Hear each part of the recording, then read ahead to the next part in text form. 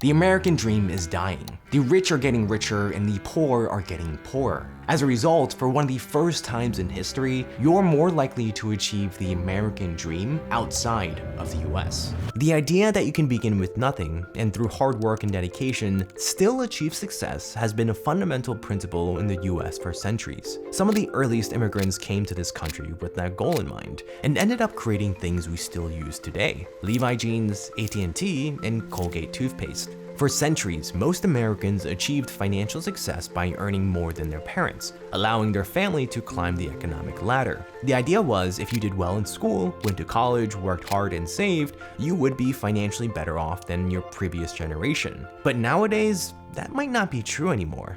Rates of upward mobility has fallen drastically over the past few decades. While 90% of children born in the 1940s earned more than their parents, only 50% of children born in the 1980s earned more. But I'm sure you can name a couple of people who recently came from nothing and ended up doing really well. Howard Schultz, Oprah Winfrey, Ralph Lauren. Even for me, I never grew up with money, but after years of grinding, I'd say I'm doing pretty well for myself. And you might be quick to point out that this proves the American dream is alive and well. But when I'm talking about the American dream and economic mobility overall, I'm talking about the millions of Americans out there, not just the outliers. George Carlin says it's called the American dream because you'd have to be asleep to believe it. But first, as a kid, I never imagined that I'd be where I am today, traveling the world, running my own businesses, and doing what I love. And it all started with this educational YouTube channel that allowed me to quit my job. If you want to learn the exact strategies I use to start and grow my educational YouTube channel and build multiple businesses around it, join my free Facebook group, Creator Business Accelerator, link below. One of the most interesting things I discovered is you're more likely to achieve the American dream outside of the US for one reason. In socioeconomics, they call this intergenerational persistence of poverty. Basically, individuals who grow up in poverty are more likely to remain in poverty as adults.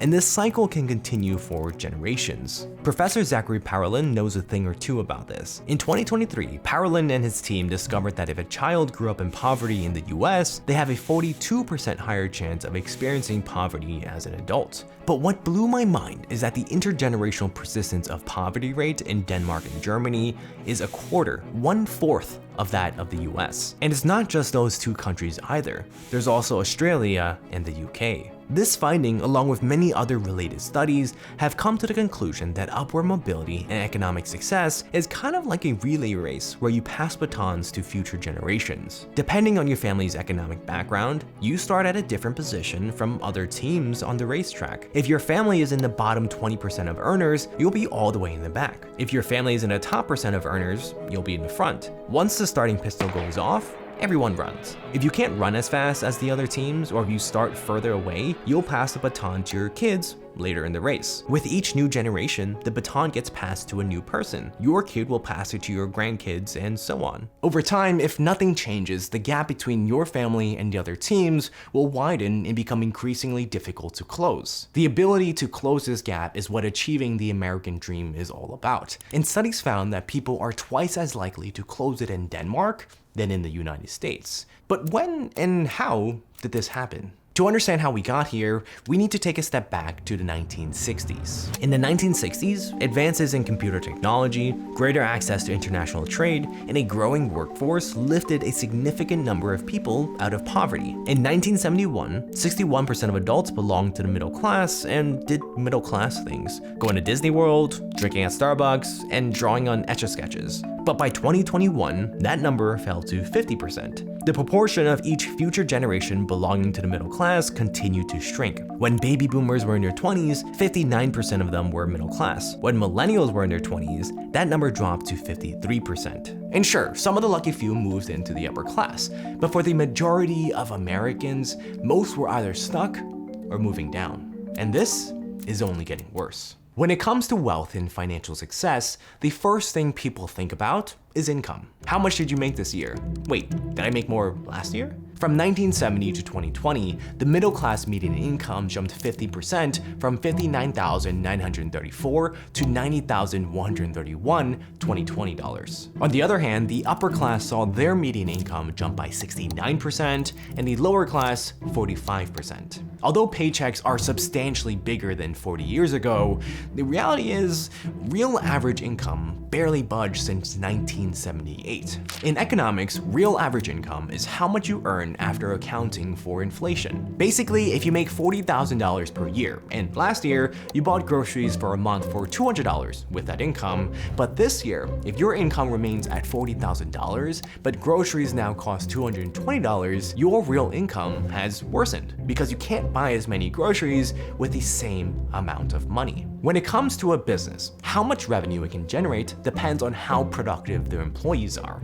The more productive, the more revenue the company can earn. Since the 1940s, overall productivity has gone up, and as expected, so has revenue. The problem is, most of the increased revenue has been going into the pockets of executives rather than the workers. In the 1970s, a CEO earned 20 times more than their typical worker. Nowadays, a CEO makes 296 times more, and we see this disparity across the board. Since 1979, real annual wage increases grew by only 15% for the bottom 90%, but it grew by 138% for the top 1%. But income isn't the only factor when it comes to wealth. In economics, one way to measure expenses is with the cost of thriving index. Basically, this index shows how many days a typical worker would need to work in a given year to earn enough income to cover the major expenses for a family of four: food, housing, healthcare, transportation, and education. In 1984, the average major expenses for a family of four was around $13,227. The typical male worker needed to work about 30 weeks to cover this cost. But in 2018, the average major living expense is now $54,441, and the typical male worker has to work 53 weeks to cover this cost. And in case you didn't know, there are only 52 weeks in an entire year. The reality is, the typical worker isn't even living paycheck to paycheck anymore. They're actually doing worse. But there's one thing more important than income and expenses, and that's a share of aggregate income. Basically, who holds the greatest percentage of income in the US? In the 1970s, the middle class, which contained over 60% of the population, owned the majority of the nation's wealth. This makes sense since most people in the country were middle class, and this continued to be true until 2008, when everything changed. During the 2008 Great Recession, financial markets crashed and millions lost their savings, jobs, and homes. This was the final blow that eroded middle and lower class wealth to this day. The widening income gap and shrinking middle class allowed the upper class to slowly capture more and more of the aggregate income in the US. In the 1970s, they owned just 29% of the aggregate income. In 2020, that number nearly doubled to 50%. Today, the wealth gap between the upper class and middle class families is at the highest level ever recorded. When it comes to the American dream, meritocracy is deeply ingrained into its core ethos. The idea is, as long as you're determined and a hard worker, you'll become successful regardless if you come from wealth or not. All you gotta do is study hard, get good grades, go to a top university, and graduate with a lucrative job offer. While this sounds good in theory, the problem is, it doesn't work in practice. Our systems are filled with corruption, nepotistic favoritism, and insular power hierarchies that prevent a true meritocracy from happening. Economist Raj Chetty knows a thing or two about this topic. He and his team discovered that top universities like Harvard, Caltech, and NYU give preferences to children of alumni and students at private schools. As a result, these top universities admit children of America's wealthiest families 77 times more compared to the bottom 20%. Oh, and don't even get me started on how wealthy parents straight up bought spots for their children at top universities. And it's not just the education system, the job market does something similar. Consider this study by Matthew Steger, who found that companies don't always hire the most qualified candidates. Oftentimes, they hire an existing employee's child, and those Nepo kids earn almost 20% more than they would otherwise.